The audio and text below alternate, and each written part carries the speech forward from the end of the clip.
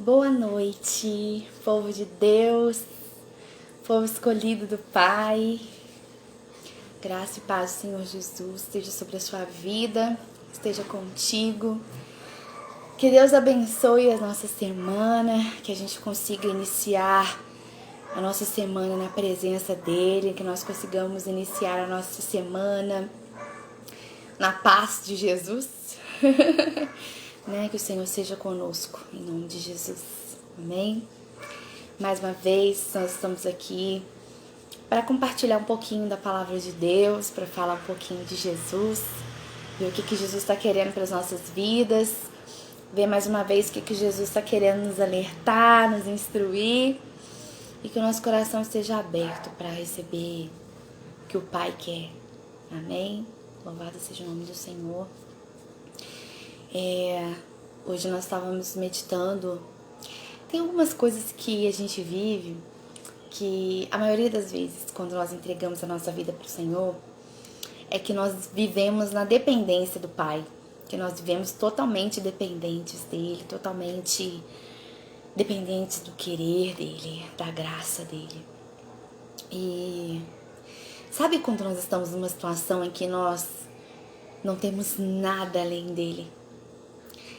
Quando as decisões de Jesus é a nossa única esperança, quando o sim de Jesus é a nossa única expectativa, quando não nos resta mais nada, mais nenhuma alternativa e nós precisamos dele, nós precisamos que ele faça, que ele responda, que ele indique o caminho.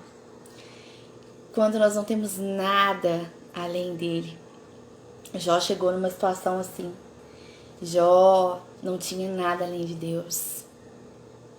Ele chegou um momento da sua vida que ele não tinha nada além de Deus. Paulo chegou no momento da sua vida que ele não tinha ninguém, que ele não tinha nada além de Deus. E vai haver momentos nas nossas vidas que nós precisamos entender que nós só temos a Ele, que nós só temos as decisões de Jesus, que nós só temos o auxílio de Jesus, nada além dele. E quando nós chegamos nesse grau de dependência, quando nós chegamos nesse nível de dependência do Pai, significa aí que nós estamos realmente entregues à boa vontade de Deus, à perfeita vontade de Deus, à agradável vontade de Deus. Então que nessa noite, para você que também está nessa situação que nada além de Jesus pode resolver, nada a não ser Jesus pode resolver. Que você também quer depender só de Jesus, não das pessoas, não das coisas, não dos sonhos, mas dele. Que em nome de Jesus, o Senhor ministre no seu coração que Ele é contigo. Amém. Se a vitória não consegue enxergar, espera no Senhor e confia. Espera, Ele vem. Confia, Ele vem e faz um milagre. Se é tão impossível, parece que não dá. Espera no Senhor e confia. Espera, Ele vem. Confia, Ele vem e faz um milagre. Oh Deus, eu vim aqui só pra te dizer que a minha esperança está em ti. Eu não tenho nada além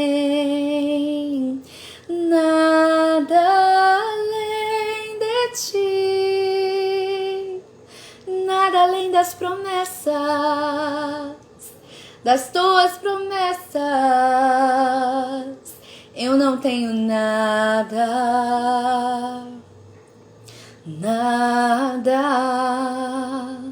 eu não tenho nada.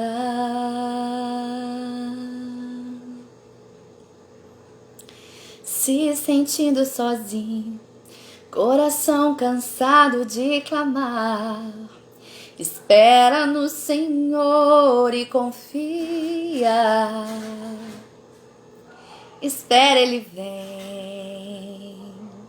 Confia, Ele vem e faz um milagre. Teu choro não é em vão, seu Deus contigo está. Espera no Senhor e confia. Espera, Ele vem. Confia, Ele vem e faz um milagre.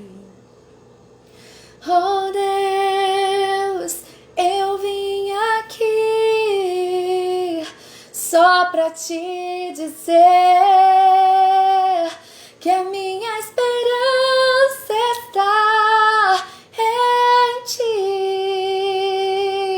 Eu não tenho nada além, nada além de ti, nada além das promessas, das tuas promessas. Eu não tenho nada, nada, eu não tenho nada, nada. Oh Deus, eu vim aqui só pra te dizer que a minha esperança está em ti. Eu não tenho nada além, nada além de ti, nada além das promessas, das tuas promessas. Eu não tenho nada, nada. Teu choro não é em vão, seu Deus contigo está. Espera no Senhor e confia. Espera, Ele vem. Confia, Ele vem e faz um milagre. Se é tão impossível, parece que não dá. Espera no Senhor e confia. Espera, Ele vem. Confia, Ele vem e faz um milagre. Oh Deus, eu vim aqui só pra te dizer que a minha esperança está em ti. Eu não tenho nada além, nada além de ti, nada além das promessas, das tuas promessas. Eu não tenho nada, nada, eu não tenho nada, nada.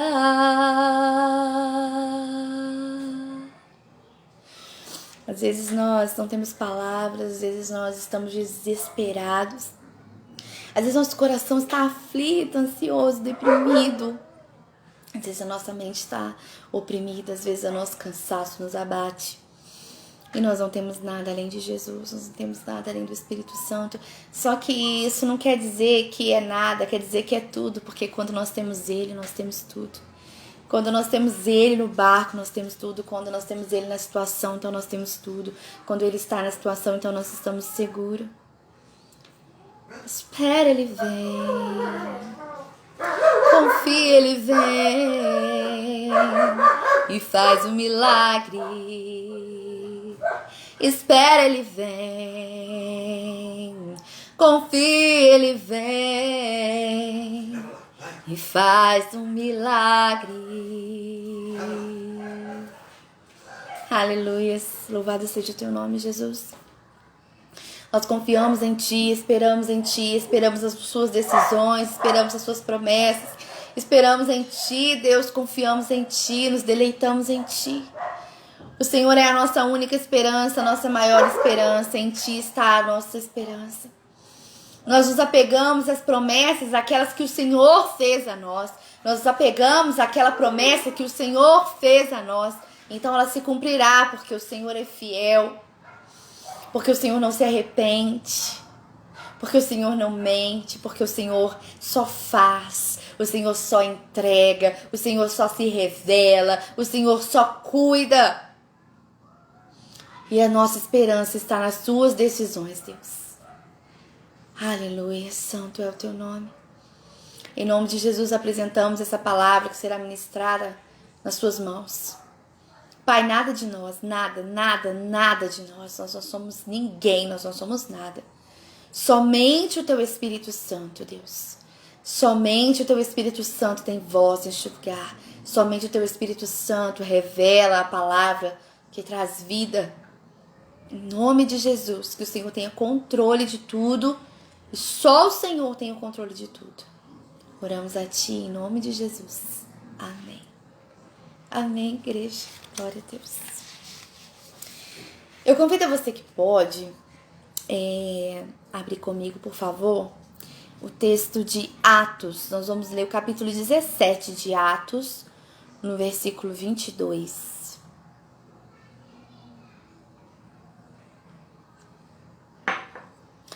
Atos, capítulo 17, versículo 22. Amém? Diz assim a palavra do Senhor. Então Paulo levantou-se na reunião do Areópago e disse: Atenienses, vejo que em todos os aspectos vocês são muito religiosos. Pois andando pela cidade observei cuidadosamente seus objetos de culto e encontrei até um altar com uma inscrição: Ao Deus desconhecido. Ora, o que vocês adoram, apesar de não conhecerem, eu lhes anuncio. Amém? Irmãos, essa palavra pra mim ela é empolgante, apesar de ser muito intensa, ela é empolgante porque Paulo está numa situação em uma das suas viagens missionárias, passou por Tessalônica, passou por algumas cidades. E antes desse momento aqui, ele estava esperando Silas e Timóteo para se reunirem e voltarem para a cidade de origem. E nesse momento ele parou em Atenas para encontrar ali Silas e Timóteo para dar sequência nas viagens. Cada um estava num lugar fazendo as suas missões. E aí Paulo se encontra ali, está ali no intuito de encontrar Silas, Timóteo. E enquanto ele esperava, Paulo ficou profundamente indignado ao ver que na cidade havia muitos ídolos. Era uma cidade idólatra, era uma cidade que estava tomada por vários deuses. A história conta que em Atenas havia mais de 30.000 estátuas públicas de deuses. Mas pensa nisso, mas ele chegou no lugar e Atenas era uma cidade maravilhosa. Era uma cidade linda, em riquezas de monumentos. Era uma cidade bem estruturada, de pessoas com uma qualidade de vida superior. E ali tinha pessoas com intelecto legal, onde Paulo conseguia conversar com essas pessoas, assim, bem no nível delas. Porque Paulo era um cara muito culto, ele era uma pessoa muito inteligente, ele tinha o que dizer, ele sabia de várias... conversar sobre vários assuntos e tal. Então ali ele estava falando para intelectuais, ali ele estava falando para pessoas intelectuais, pessoas de posses, pessoas que estavam presas ali às suas coisas materiais, pessoas ricas, né? Pessoas bem-sucedidas nas suas vidas. E então ele se deparou com essa cidade, com esses monumentos. Paulo, por enquanto ali, ele era só um turista. Ele entrou naquela cidade por acaso. a fim de esperar ali Silas e Timóteo. Então ele não estava ali para ficar um tempo. Ele não tinha o objetivo inicial de Paulo, não era entrar naquele lugar, não era chegar em Atenas para pregar. Ele passou ali só para encontrar com os amigos e voltar para a vida dele. E quando ele se deparou com esses monumentos, quando ele viu que a cidade, ainda na época ainda falavam assim, que em Atenas haviam mais deuses, mais altares do que pessoas. Alguns filósofos falavam isso. E Paulo se deparou com todas aquelas estátuas e tal, e ele se deparou com uma placa ela estava em cima de um altar. E nessa placa estava dedicado um monumento dedicado ao Deus desconhecido. E aquilo, Paulo se angustiou muito. A palavra diz que ele se entristeceu muito sobre isso. Como assim? Vocês têm mais de 30 mil deuses e não conhecem o Deus vivo, não conhecem o Deus verdadeiro? Paulo ficou triste com aquilo tudo. E Atenas era uma cidade onde os filósofos, os cultos, eles iam para esse lugar.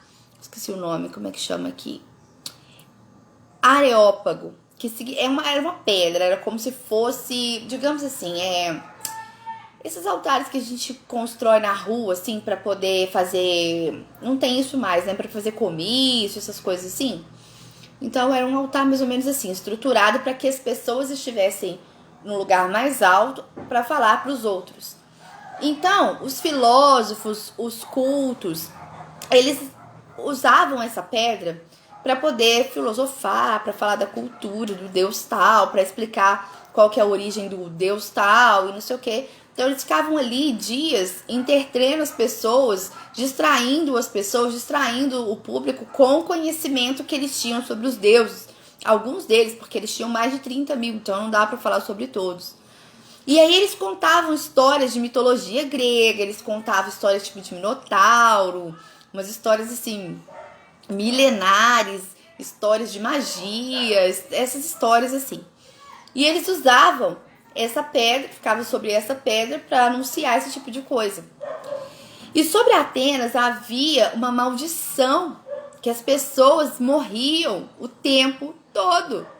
Apesar de ser uma cidade que financeiramente era bem estruturada, ali as pessoas havia uma maldição sobre aquele lugar, onde as pessoas morriam com muita facilidade, as pessoas morriam muito ali. Então havia essa maldição. E por anos e anos, esse altar onde as pessoas chegavam nessa pedra para anunciar coisas, histórias, para distrair as pessoas, para tirar o foco dessas pessoas da realidade triste que era. Por quê? Era uma realidade triste. Eles tinham várias coisas, tinham vários monumentos, a cidade era maravilhosa, mas todo mundo morria o tempo todo. Então as pessoas não tinham nem tempo de desfrutar disso tudo. E aí chegou um tempo que as pessoas não queriam mais ouvir os poetas da época. Que na época a filosofia vai contar que eram poetas. Ela cita na história aquelas pessoas que chegavam ali para falar e tal, como poetas. E aí as pessoas estavam cansadas de ouvir poetas. As pessoas queriam profetas. Chegou um tempo que aquela maldição estava tão pesada que eles não queriam mais ouvir aquelas histórias de mitologia. Eles tinham tanto medo das histórias dos deuses que não sabia como que eles seriam punidos, ou se eles já estavam sendo punidos por alguma coisa. Então eles viviam com aquele monte de deuses que não protegia eles de nada, porque não eram deuses reais, porque só existe um Deus e é o nosso Deus vivo. E eles não conheciam. E aí, então Paulo chegou naquele lugar indignado com aquela situação e com dor no coração. Que é isso que vocês estão fazendo? Vocês estão perdendo tempo, vocês são tão inteligentes. Que burrice é essa que vocês estão cometendo? O que está acontecendo? E o povo já estava naquela sede de entender, de saber qual que era a finalidade daquilo tudo, aonde eles iam chegar com aquela idolatria toda. Algumas pessoas, irmãos, a maioria ficava lá ouvindo os poetas contarem as histórias, mas uma parte sentia falta de profetas, de coisas que iam realmente acontecer. Porque uma coisa é você ouvir história, uma coisa é você falar que o Deus tal fez isso, que o rei tal fez aquilo. Outra hora é você presenciar ou viver aquilo. Só que eles nunca iam ter essa oportunidade antes de Paulo chegar, porque eles não conheciam o Deus verdadeiro. Então, sem conhecer o Deus verdadeiro, não havia, daqueles 30 mil, não havia nenhum que pudesse fazer nenhuma coisa por eles, nada. Então, aquela frustração, aquela tristeza, as pessoas morrendo, aquela maldição que não acabava. E aí Paulo chega e se depara com toda a beleza, mas ao mesmo tempo ele se depara com uma placa: ao Deus desconhecido. E ele, que é isso? O que está acontecendo nesse lugar?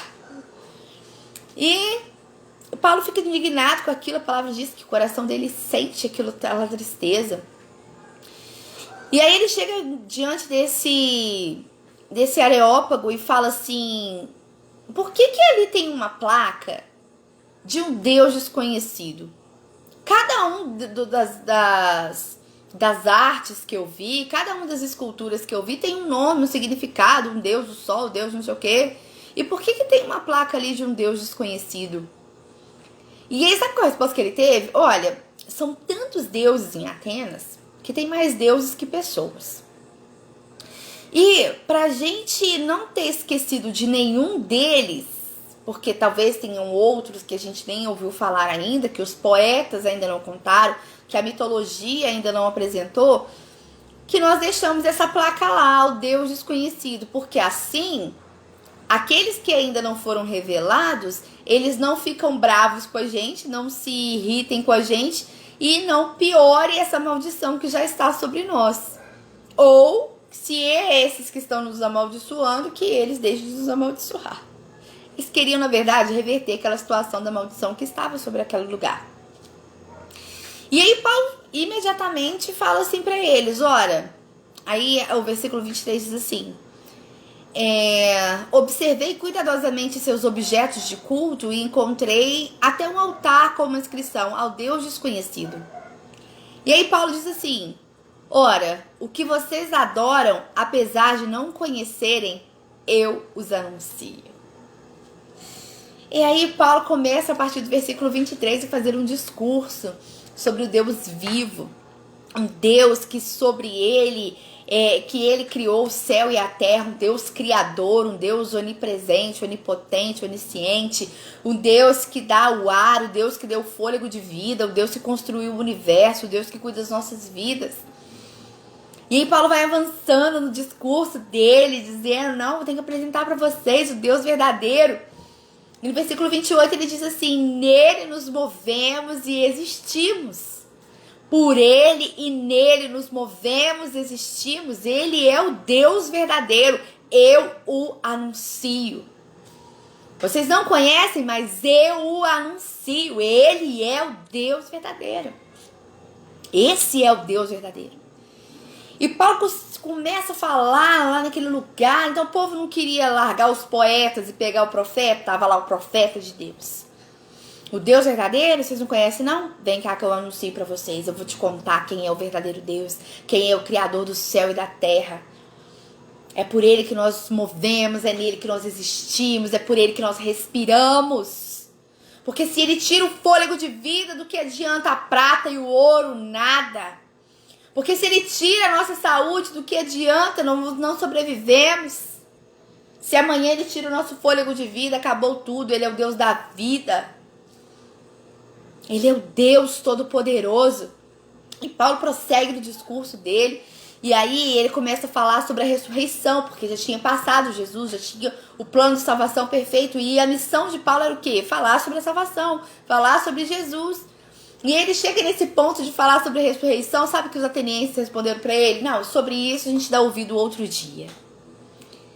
Quando ele começou a entrar nessa questão da ressurreição, de que Jesus é real, de que virá e tal, eles ficaram tão apavorados, tão assustados, que aquele Deus desconhecido já passa a não ser desconhecido mais, porque ali tinha um profeta falando sobre ele. E quando Paulo começa a aprofundar um pouco mais, vem falando de ressurreição, vem falando de Jesus, eles, vamos parar. E chegaram a chamar Paulo de tagarela. Tagarela é uma pessoa que fala e repete coisas sem sentido. Ou repete as coisas sem saber por quê. Só ouve e repete. Ouve e repete. Coisas que ouviu falar e repete. Vai contando história. Isso é uma pessoa tagarela.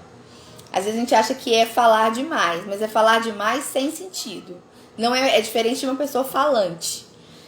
E então eles chamaram Paulo de tagarela. Tipo, você tá falando coisas sem sentido, você tá repetindo coisas que você ouviu que você nem tem certeza. Porque quando ele chega para aprofundar o evangelho, quando ele chega para ministrar com força, sobre isso nós falaremos outro dia. Sobre isso nós te daremos ouvidos em outro momento. E aí, Paulo, então tá, não quer ouvir não? Ó, vamos aprofundar nisso daí, porque se você não quer saber do Deus desconhecido, eu te falei que eu ia te anunciar, então deixa eu ir até o final. Não, sobre isso a gente conversa outro dia. Irmãos, e quantas vezes, quantas vezes, quando a pessoa nos dá uma oportunidade, ou a gente cria essa oportunidade de falar de Jesus, aí a gente vai falando, E é o Espírito Santo que ministra, amém, irmãos? Não somos nós. Nós não somos nada. Sem o Espírito de Deus não tem revelação da palavra, então essa abordagem, ela não é de nós, ela é do Espírito Santo. Então nós estamos lá, falando. E aí a pessoa começa a entender que o evangelho é pesado, que ser crente não é moda, é arrependimento. Ser crente é reverência a Deus. Ser cristão é ser um pequeno Cristo que dobra o seu joelho diante de Deus e reconhece a grandeza de Deus. Ser cristão não é modismo. Modismo não tem nada a ver com a cruz do Calvário. A moda gospel, ela não tem nada a ver com a cruz do Calvário, e moda gospel não leva ninguém para o céu. Não. Ser cristão é entender a palavra, é reconhecer que Deus é Deus supremo e reconhecer Jesus como seu suficiente salvador. Então vamos lá. Aí o cristão tá lá, tomado pelo Espírito Santo, para ensinar que você quer saber quem é Jesus, o Deus desconhecido, eu vou te explicar quem que é. Você quer saber sobre o evangelho, eu vou te explicar o que que é. Quer saber sobre a cruz, eu vou te explicar o que que é. Você vai aprofundando.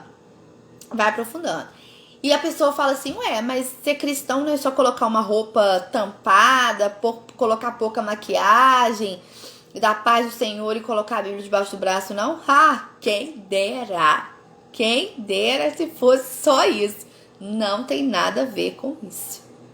Ser cristão é renúncia. Ser cristão é arrependimento de pecado. Ser cristão é chegar diante de Deus com humildade e dizer, Deus, eu vim do pó e eu dependo da sua misericórdia. Então, por isso que eu tô aqui, colado contigo. E aí, a gente se depara com essas pessoas, vai aprofundando. E aí a pessoa chega no momento que ela não aguenta mais.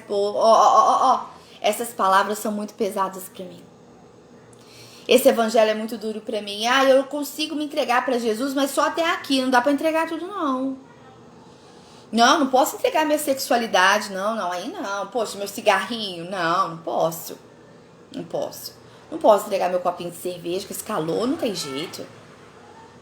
Não posso liberar perdão agora, não. Que isso, fui injustiçado. O evangelho é duro.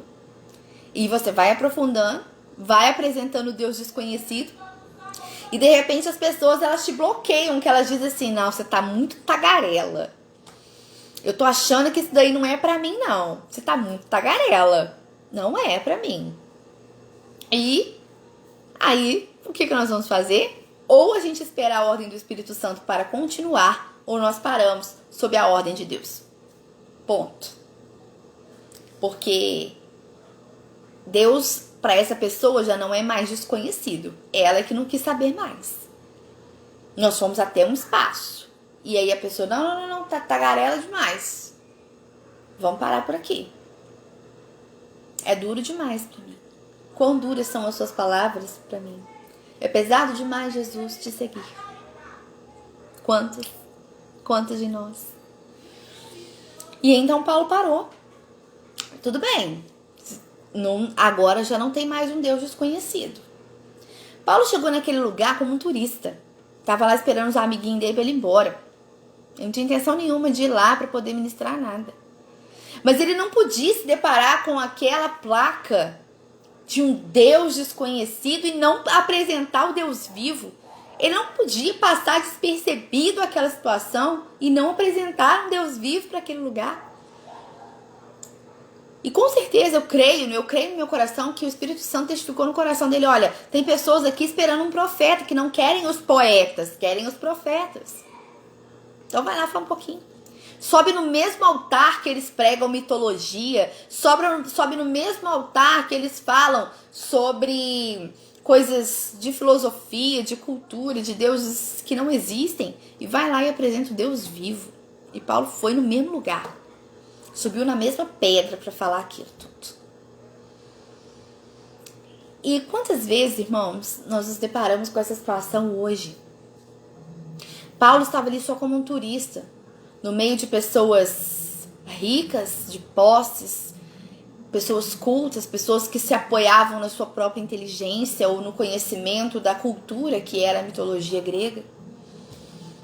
E hoje nós nos deparamos com pessoas que se apoiam, que o Deus dela é o seu intelecto, que o Deus dela é a sua inteligência, que o Deus dela é a sua capacidade, que o Deus dela é o seu prazer, que o Deus dela é a sua sexualidade, que o Deus dela é o seu dinheiro, que o Deus dela é o seu status.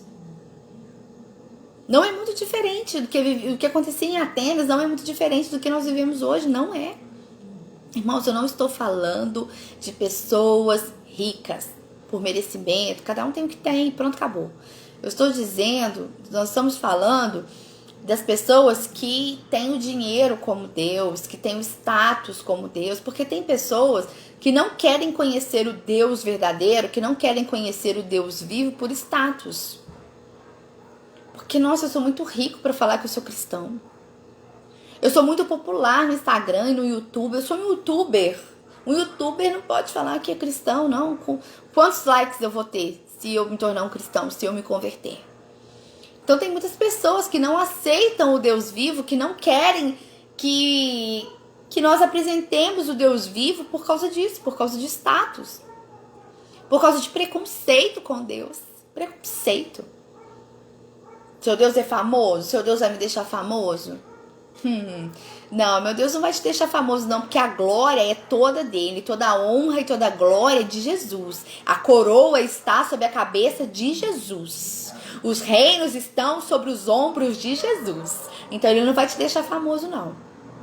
Mas amanhã, se ele tira seu fôlego de vida, vai ser com tudo pro túmulo e acabou. E esse é o Deus vivo, porque ele é o dono da sua vida também. Mesmo que você não aceite ou reconheça como Senhor, quem tira o seu fôlego de vida é Ele. Mas toda a glória é dele. Se você tá querendo ir para Jesus para ter fama gospel, porque ser gospel é modinha, cai fora. Não tem nada aqui para você. Não tem nada. Nada. E hoje nós nos deparamos com pessoas assim. Só que acontece a diferença. Como nós lemos ali, Paulo estava ali de passagem, ele não estava para ficar. E ele se deparou com aquela placa e parou para resolver. Nós nos deparamos com essas placas nas vidas das pessoas. Nós conhecemos, convivemos e habitamos com pessoas que os deuses são a sexualidade, a idolatria, os deuses são os vícios, é o dinheiro, é a fama, é o status, é os prazeres. E sabe o que a gente faz? A gente segue a nossa vida como um turista. A gente passa, olha, observa, não quer não, então tá. Mas você nem falou nada. Mas eu nem falei nada. E lá continua naquele coração uma placa do Deus desconhecido, porque nós não falamos do Deus vivo. Não falamos. Não falamos. Nossa, mas parece uma história tão redundante, porque eu sei que tem que pregar, eu sei que tem o ID, que o ID é para todo mundo e tal, mas e aí? O que a gente tem feito com essas placas? Nada, nós simplesmente seguimos as nossas vidas. Simplesmente seguimos as nossas vidas. Quem para e troca essa placa? do Deus desconhecido para colocar uma placa lá, o Deus vivo foi ministrado nessa vida, o Deus vivo, eu passei lá, vi a placa e troquei pela placa do Deus vivo. Eu fui lá e troquei aquela placa, substituí aquela placa, o Espírito Santo fez o resto da obra. Nós não paramos, nós seguimos como turistas, passamos por essas vidas e seguimos as nossas vidas. E as plaquinhas continuam lá. O Deus desconhecido, o Deus desconhecido. E Paulo, quando ele se deparou, quando seus olhos voltaram para essa placa, o Deus desconhecido, olha o que vocês adoram, vocês não conhecem, então eu o anuncio, eu vos anuncio. E o tema dessa ministração nessa noite, irmãos, é o seguinte: o nosso ministério, o que o nosso ministério anuncia? O que o nosso ministério anuncia? Irmãos, quando o Senhor me deu essa palavra, foi na quarta-feira. A tia Marli estava pregando sobre a questão da cruz, onde como Jesus estava na cruz, aí ele tinha lá duas pessoas e uma se arrependeu e uma quis ficar com ele e a outra não deu a menor importância. Isso acontece toda hora, isso acontece todo dia. E Jesus cumpriu o seu papel até lá na cruz. Você quer se arrepender? O seu evangelho, o evangelho de Jesus, irmãos, é arrependimento. Então Jesus percebeu aquele arrependimento, percebeu aquela oportunidade. Não, vem cá, vem aqui pro seio do meu Pai. E o nosso ministério, ele anuncia o arrependimento. Nosso ministério, se o nosso ministério tiver a ver com Jesus, ele tem que pronunciar o arrependimento. O nosso ministério, ele tem que motivar o arrependimento genuíno. Porque senão tem alguma coisa errada. Paulo estava lá naquele lugar, não para falar bonito, não. Nem para falar na altura daqueles cultos, não. Daquelas pessoas inteligentes, não. Ele estava ali para falar de uma verdade. Vocês precisam se arrepender, porque assim, só tem um Deus. E para chegar nele, sem arrependimento não dá. Aí o que Paulo fez? Olha, deixa eu te falar um negócio. Para chegar no arrependimento tem que passar por Jesus. E aí quando ele chegou nesse momento, tem que passar por Jesus para se arrepender, porque sem ele não tem remissão de pecado, as pessoas falam, deixa para outro dia. Outro dia a gente dá ouvido sobre isso. E é o que nós nos deparamos todos os dias. Nos deparamos todos os dias quando nós aprofundamos e quando o nosso ministério realmente começa a anunciar que precisa de arrependimento, que precisa ter Jesus, que precisa passar por Jesus para ter arrependimento. E aí sim você está inserido num evangelho genuíno. Quando a gente chega nessa parte, as pessoas falam assim, você é tagarela. Você é tagarela, que você está falando besteira aí. Não tem como chegar nesse nível, não. Mas ao menos o nosso ministério tem que anunciar o Deus vivo. Nós precisamos, o nosso ministério ele tem que anunciar isso. Ele tem que anunciar o Deus vivo, e ele tem que anunciar o arrependimento, e ele tem que anunciar a salvação. Se nós não estamos fazendo nenhuma dessas coisas, nós não estamos anunciando evangelho nenhum. Irmã, mas e o meu testemunho? Eu tenho tantos testemunhos de milagres. Eu tenho tantos testemunhos de experiências com Deus. Se o seu ministério, o seu testemunho e a sua experiência com Deus não gerou no coração do outro arrependimento, não motivou o outro a se arrepender, não gerou no coração do outro a necessidade de ter Jesus, não serviu para nada, serviu somente para você. Então não tem ministério nenhum, porque é você cuidando de si mesmo. Se o nosso ministério não anuncia arrependimento, não anuncia salvação, não anuncia Jesus, não tem ministério. O nosso ministério é causar isso nas pessoas. Olha, você precisa entender que, deixa eu te explicar o que é o Deus vivo. Aí vamos aprofundar mais um pouquinho. Aí tem Jesus. Você quer Jesus? Aí pra você chegar em Jesus tem um arrependimento. Mas se você conseguir se arrepender, depois disso tem a salvação. E aí as coisas fecham. Então isso aqui que é ser cristão. Agora, se a gente está pregando alguma coisa diferente disso, tem alguma coisa errada. Porque se o nosso evangelho prega o dinheiro, se o nosso evangelho prega a prosperidade, então o nosso Deus é quem? O dinheiro. Se o nosso evangelho só prega a cura e os milagres, o que é o nosso evangelho? Interesse próprio, egoísmo, autocentrismo. Então o nosso evangelho ele tem que ministrar a cruz. Tem que ministrar a cruz. O nosso ministério tem que anunciar arrependimento. O nosso ministério tem que fazer com mover o coração das pessoas pelo Espírito. Em nome de Jesus eu repito isso. Não são as nossas palavras, não são as nossas atitudes que vai mudar o coração do homem.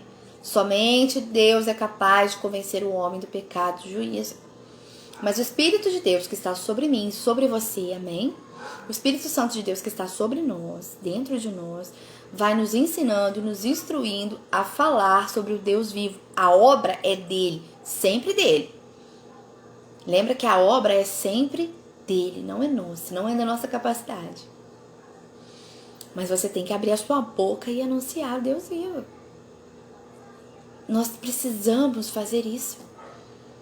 Nós nos fechamos em igrejas, em cultos, pregando só para cristãos, falando toda semana para as mesmas pessoas, fazendo tudo para que equilibrar o corpo de Cristo, para que quando um cair, o outro levantar e segurar as pontas.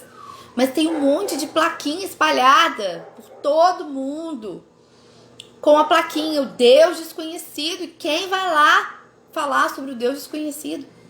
Paulo fez isso uma vez em Atenas. Eu os anuncio e agora somos nós. Então todo lugar que a gente passa percebe, uma plaquinha. Uma pessoa é uma vida. Uma vida que você sabe que não está direcionada para o lugar certo, que está cultuando um Deus errado. Irmãos, idolatria, eu não estou falando somente de imagens. Estou falando de sentimento. Sabe? Estou falando de vícios, eu estou falando de dependência. Por exemplo, quando você depende emocionalmente de uma pessoa, mas depende mais do que tudo, que se aquela pessoa te ignorar ou simplesmente te abandonar, você acha que você vai morrer, que você não vai conseguir sobreviver sem ela e pensa em tirar até a sua própria vida, essa pessoa é o seu Deus. Pesado, né? Mas é assim.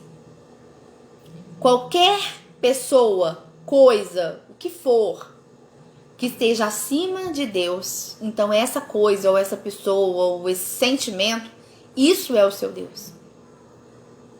E se isso é o seu Deus, então nós precisamos trocar essa plaquinha aí. O Deus desconhecido, eu os anuncio. O Deus vivo, eu os anuncio. Então o nosso ministério ele precisa ministrar o arrependimento. O nosso ministério precisa anunciar a remissão de pecado. O nosso ministério precisa mover o coração do outro em se arrepender. Por mais que doa, por mais que seja triste a história que te contam, a verdade é essa. Tem um versículo que eu gosto muito, que eu anotei aqui, deixa eu achar.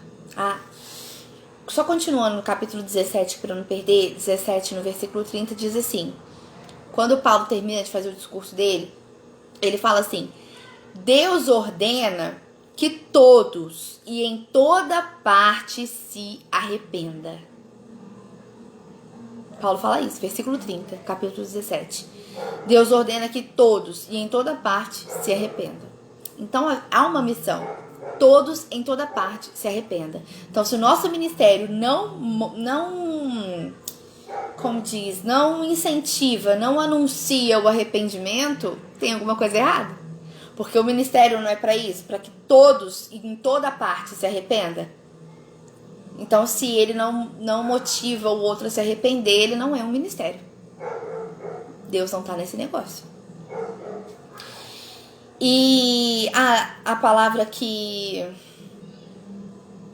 o Senhor colocou no meu coração também, um outro versículo, para complementar isso que nós acabamos de falar, é o seguinte: às vezes nós ficamos com medo de falar. Mas eu vou perder minha amiga, meu Deus. Mas o meu chefe vai ficar chateado comigo. O mais importante é o reino de Deus. E se Deus nos deu uma missão de que em todo lugar todas as pessoas se arrependam, Ele nos deu base para isso também. Ele deu tanta base para Paulo que Paulo chegou lá no lugar, topo, no altar dos altares de Atenas para falar sobre isso. E aí, nós precisamos confiar que a palavra ela é real. Porque quando uma vez uma amiga minha falou isso pra mim, quando eu entrei na faculdade, eu tinha 17 anos. E aí ela falou pra mim assim, eu falei assim, ai Dani, eu tô com medo porque todo mundo fala que quando o jovem entra pra faculdade se desvia de Jesus. E aí ela falou pra mim assim, Lidiane, se você tiver convicção de que Jesus é o seu único e suficiente Salvador, você não vai se desviar e vai terminar sua faculdade. E aí entra aquela questão, nós precisamos ser convictos daquilo que nós estamos pregando, nós precisamos crer que aquilo que nós estamos pregando, que aquilo que nós estamos anunciando é verdade. Paulo confrontou ali nada mais, nada menos que 30 mil falsos deuses. Ele estava com medo da maldição que estava sobre Atenas? Estava nem aí, ele estava convicto de que Jesus salva, de que Deus era um Deus altíssimo, criador do céu e a terra. Se ele tinha tanta convicção, ele subiu naquele altar para destruir os outros 30 mil altares. Com toda a convicção que ele tinha, com toda a fé que ele tinha. É verdade, então vamos lá, eu vou quebrar esses altares tudo aí. Porque meu Deus vivo vai quebrar tudo. E aí, às vezes, nós vamos pregar para alguém e nós passamos tanta insegurança naquilo que nós estamos falando que aquilo não gera arrependimento no coração do outro. Porque aí a pessoa começa a argumentar contigo, ah, mas é isso mesmo, mas Deus não é amor, você acha que Ele não vai me aceitar do jeito que eu sou? Você acha que Ele não vai relevar as minhas situações? Aí você fica assim, ah, talvez, tal. Não, irmãos, é convicção. Olha só o que diz lá em Hebreus 4:12. Pois a palavra de Deus é viva e eficaz, e mais afiada que qualquer espada de 2 gumes. Ela penetra ao ponto de dividir alma e espírito, juntas e medulas, e julga os pensamentos e intenções do coração. Então, se você está convicto da palavra, a palavra vai lá no meio da junta. Ela vai lá entre, a palavra está dizendo aqui, entre a alma e o espírito. Então, isso daqui é verdade. Isso aqui a gente tem que estar convicto daquilo que a gente está falando, daquilo que a gente está pregando, senão não gera arrependimento. Agora, imagina se você tem convicção de que essa palavra é viva e eficaz, a autoridade que Deus não vai colocar na sua vida para falar sobre isso. Você não vai ter dúvida nenhuma. Quando a pessoa te questionar assim, eu casei, mas eu vou separar porque Deus quer que eu seja feliz. Então, aqui, vamos pegar aqui, vamos voltar aqui. Não, Deus odeia o divórcio. Você pode se separar, você quer se separar, você quer viver sozinho? Então você vai viver sozinho. Deus odeia o divórcio. Não tem ponto e vírgula, não tem vírgula, não tem se, não tem porém, não tem nada disso. Se você está tentando viver uma vida que Deus quer, preste atenção na palavra. Não dá pra gente ficar mascarando a palavra para agradar as pessoas, porque aqui a palavra é viva e eficaz, mais afiada que qualquer espada de 2 gumes. Não tem argumentos. A própria palavra se justifica, a própria palavra ela é completa, não precisa de argumentos. Não precisa de argumentos, nós não podemos usar a palavra para nos proteger, para nos apoiar nos nossos argumentos. Não, é a palavra de Deus, sim, não. Não pode. Então reveja aí seus conceitos, seu coração primeiro. Quando você for pregar para alguém, tenha convicção. Para isso aqui acontecer. Para a palavra entrar, penetrar tão profundo que ela vai dividir o espírito e a alma. Aí não tem para ninguém não. Que aí o espírito foi lá onde você não vai, onde as nossas palavras não vai. Mas a palavra de Deus entra como vida entre o espírito e a alma, nessa junta aí. E aí não tem para ninguém. Aí Deus fez a obra completa. Aí Deus está fazendo ali a obra completa. Haverão pessoas, irmãos, que vão rejeitar a palavra. Mas ao mesmo tempo que elas rejeitam a palavra também, elas já estão se autocondenando. Porque se a palavra tem que se cumprir, ela se cumpre e ela vai se cumprir, então sobre ele está ali as maldições. Assim como em Atenas continua a maldição sobre aqueles que ficaram. No finalzinho da história conta que algumas pessoas seguiram Paulo, entenderam, se converteram, foram com ele e tal. Fala de Dionísio também que foi com ele, mas nem todos. Os outros fizeram ficar lá com os 30 mil deuses sob maldição. Então, muitas vezes a palavra vai ser rejeitada. Mas a nossa missão é tirar as placas do Deus que não é conhecido, o Deus desconhecido. A nossa missão, o nosso ministério tem que tirar aquela placa de lá. Porque aí o nosso ministério faz sentido. Você foi lá, apresentou o Deus vivo, agora ele já não é mais desconhecido. Apresentou Jesus, que é o caminho, a verdade e a vida. O livre-arbítrio continua no mesmo lugar, mas aí agora a pessoa tem a oportunidade de escolher. Se ela não quiser, sinto muito. Mas o nosso papel como ministros do reino de Deus tem que ser esse. Paulo não podia passar naquele lugar como turista, olhar aquela placa e simplesmente seguir sua vida e encontrar Silas e Timóteo em outro lugar. Enquanto ele esperava, ele subiu no altar: eu vos anuncio. Então o nosso ministério ele tem que anunciar o Deus vivo, o Deus poderoso. Isso não está acontecendo. E nós não estamos falando apenas, irmãos, sobre pessoas que ainda não conheceram Jesus, que nunca ouviram falar de Jesus. Não é só isso. Nós estamos perdendo pessoas do corpo de Cristo. Nós estamos perdendo pessoas, as pessoas estão feridas, doídas.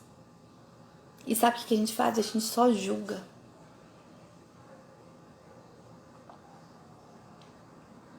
Paulo não chegou ali em Atenas quebrando pau com a galera, julgando todo mundo, não. Ele fez o que ele tinha que fazer, que era anunciar o Deus vivo, que era dar a oportunidade de eles escolherem se eles queriam os outros deuses ou queriam o Deus vivo. E nós não fazemos isso. Irmão, se hoje nós temos pessoas no corpo de Cristo, que já foram do corpo de Cristo, que cumpriram seu ministério, que começaram seu ministério, que eram uma bênção, que profetizava, que cantava, que dançava, que pregava, que era profeta, que foi usado várias vezes.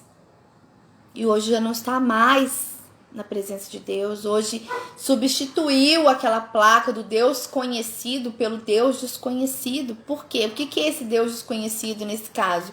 A dúvida. A dúvida também é um altar de um Deus desconhecido, porque você não sabe o que fazer, você está confuso. Está confuso. Porque às vezes a gente, nossa Deus, a gente tem essa mania horrorosa de falar assim: eu não acredito que fulano desviou. Eu não posso crer que fulano caiu.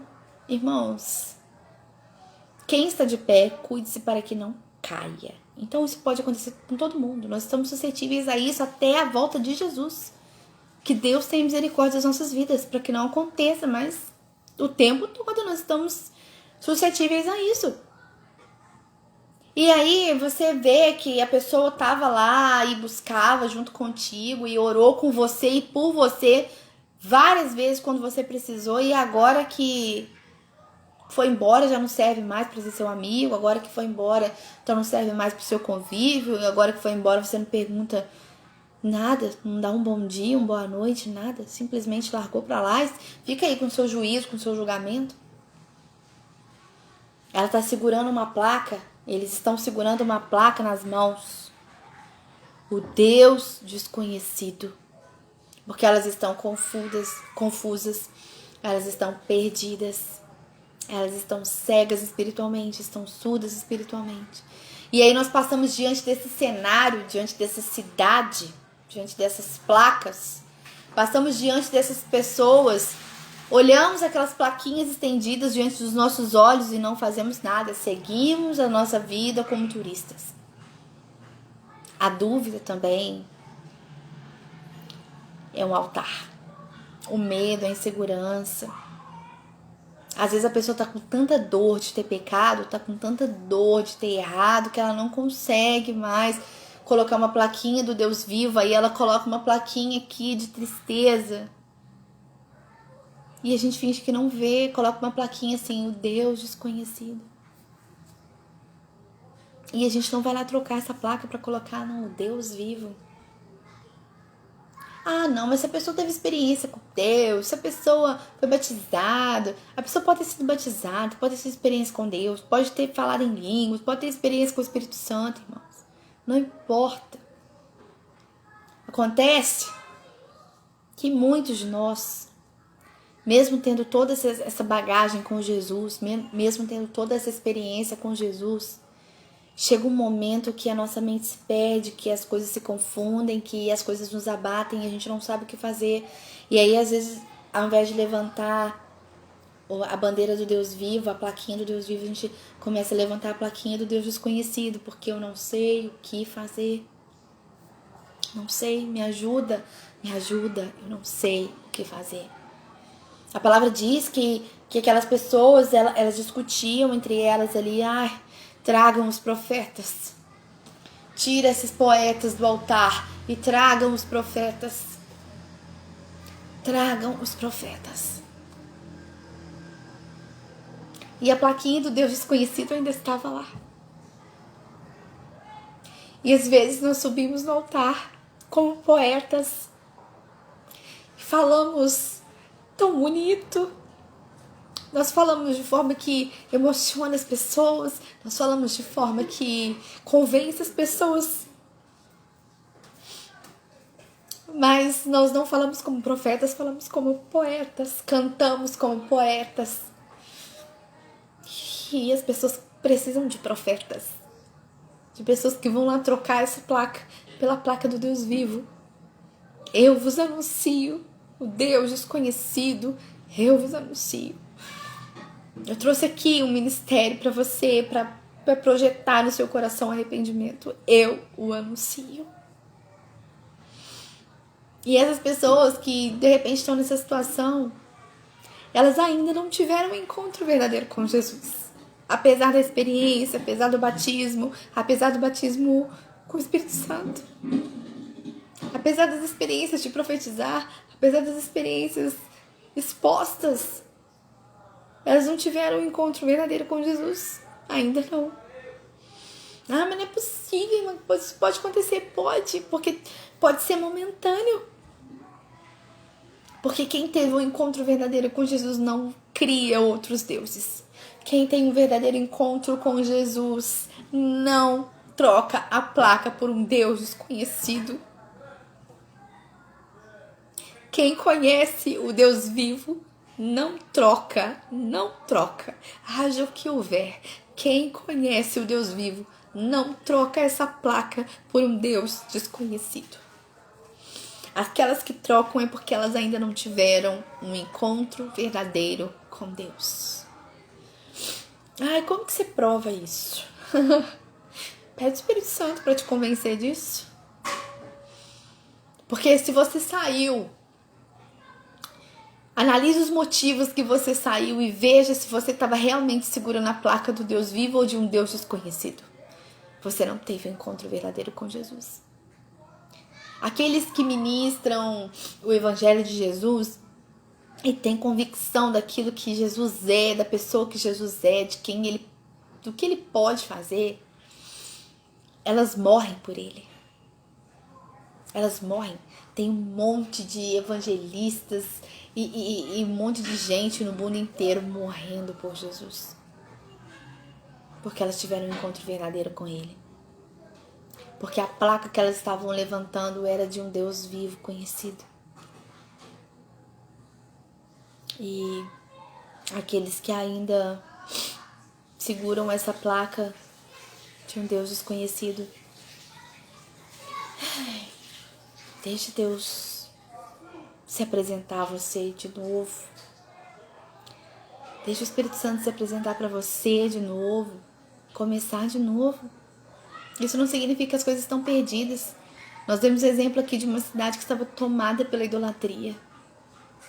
Mas o Deus vivo foi anunciado. Mas eles ainda tiveram a oportunidade do Deus vivo. Então nem tudo está perdido.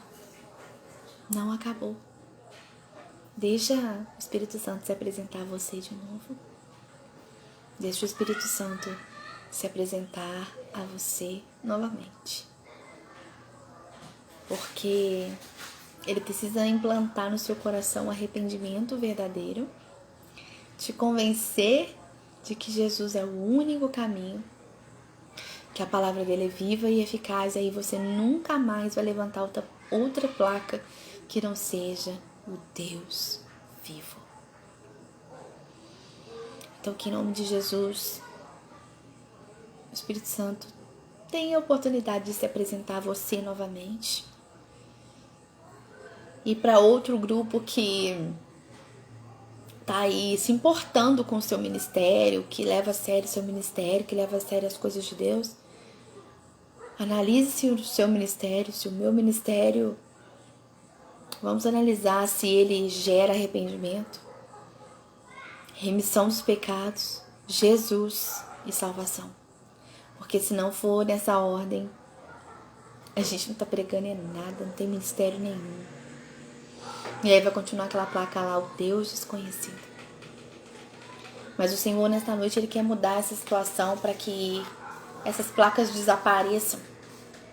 E nós, com os nossos ministérios, com a ajuda principal, com o auxílio principal do Espírito Santo, possamos chegar nesses altares, nesses corações, os corações que estão distantes do Senhor, que foram desviados do Senhor,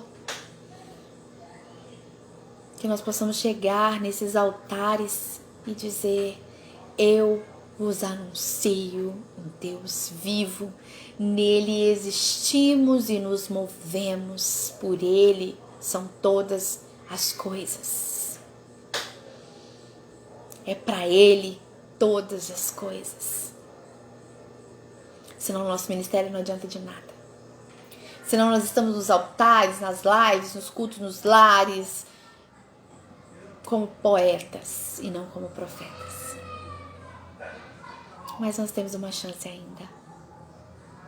Amém? Uma chance igual a essa, talvez eu não tenha mais.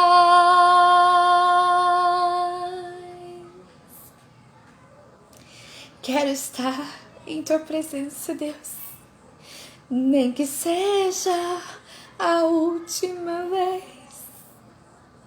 Se tiver que gritar, eu gritarei.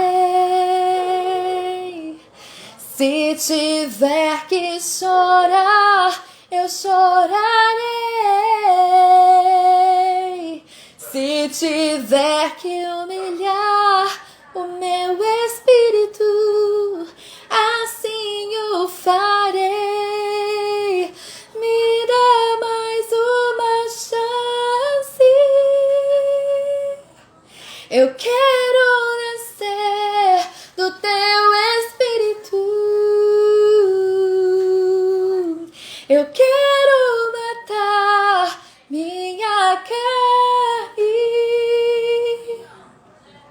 fazer tua vontade, doce Espírito, que a minha vida seja a tua vida, Jesus.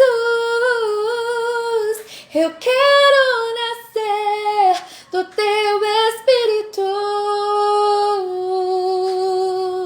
Eu quero matar minha carne, fazer tua vontade, doce Espírito, que a minha vida seja a tua vida, Jesus.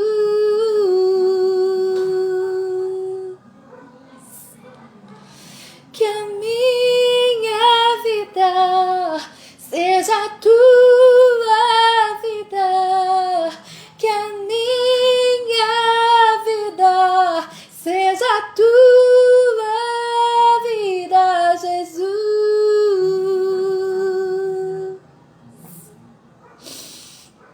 Deixa eu dar uma chance. Deixa o Espírito Santo se apresentar de novo para você, mais uma vez. Mas que seja decretado uma sentença sobre a sua vida.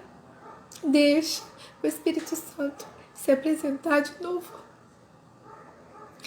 Não olhe para os poetas do altar, olhe para os profetas e espere eles anunciarem Jesus. Esperem eles anunciarem Jesus. Não olhe para os poetas, não olhe para um evangelho superficial e de modismo. Ainda tem profetas, ainda tem Paulos. Eu vos anuncio. Eu quero nascer do teu Espírito. Eu quero matar minha carne, fazer tua vontade, doce Espírito, que a minha vida seja tua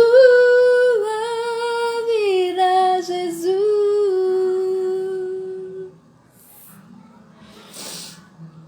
Ainda tem uma chance. Ainda vai passar um profeta em Atenas e vai subir naquela pedra e dizer: eu anuncio o Deus vivo, e nele nos movemos, existimos, é por ele todas as coisas. Que o nosso ministério ele promova o arrependimento e a salvação, porque foi para isso que nós fomos chamados. Mas eu fico exortando as pessoas. As pessoas reclamam que eu sou brava. As pessoas reclamam que eu falo demais. As pessoas reclamam que eu só falo de salvação. O seu ministério anuncia Jesus, arrependimento e salvação. Quer queiram, quer não queiram, a palavra é viva e eficaz e ela vai no meio, entre juntas, e ela entra no meio e divide a alma e o espírito. Então não é mamão com açúcar, não. Ela divide a alma e o espírito. Eu agradeço imensamente a oportunidade mais uma vez. Eu peço que em nome de Jesus o Espírito Santo continue ministrando na sua vida. E principalmente sobre aqueles profetas que estão mortos já espiritualmente. E outros que estão morrendo. Que Jesus e que o Espírito Santo se apresente a você de novo. Mais uma chance. Antes da sentença final, mais uma chance. Que o Senhor te abençoe. Eu agradeço imensamente, irmãos, por estarem comigo nesta noite, ouvindo a palavra de Deus e a gente compartilhar sobre Jesus é algo extraordinário. E na quarta-feira, a princípio, nós teremos uma outra live abençoada às 19h30, você não pode perder. Sábado nós tivemos o culto dos jovens presencial. Foi maravilhoso, foi uma bênção. A princípio está sendo tudo muito limitado, porque nós estamos seguindo todas as regras do Ministério da Saúde. Essa questão de temperatura, de higienização, da separação das cadeiras. Nós não podemos anunciar isso a visitantes, a outras pessoas, a outras igrejas, porque está sendo assim restrito ao Templo do Altíssimo, porque nós não temos espaço físico para receber todos, né? Então está restritamente para os membros do Templo do Altíssimo. E nós tivemos um culto muito bom nesse dia. E fizemos, né, a live, aproveitamos para fazer a gravação. E além das pessoas que estavam lá, nós tivemos 780 pessoas assistindo, sendo a maioria jovens. Então, o Senhor ministrou amplamente, para a glória de Deus. Compartilhando isso com os irmãos para saber que o ministério está andando, que Jesus está conduzindo tudo. E Deus está no controle de todas as coisas e que nós estamos crescendo em Deus para que nós não sejamos poetas, mas sejamos profetas do Senhor. Amém? Então, em nome de Jesus, na quarta-feira nós nos veremos e vamos receber mais do Pai. Graça e paz.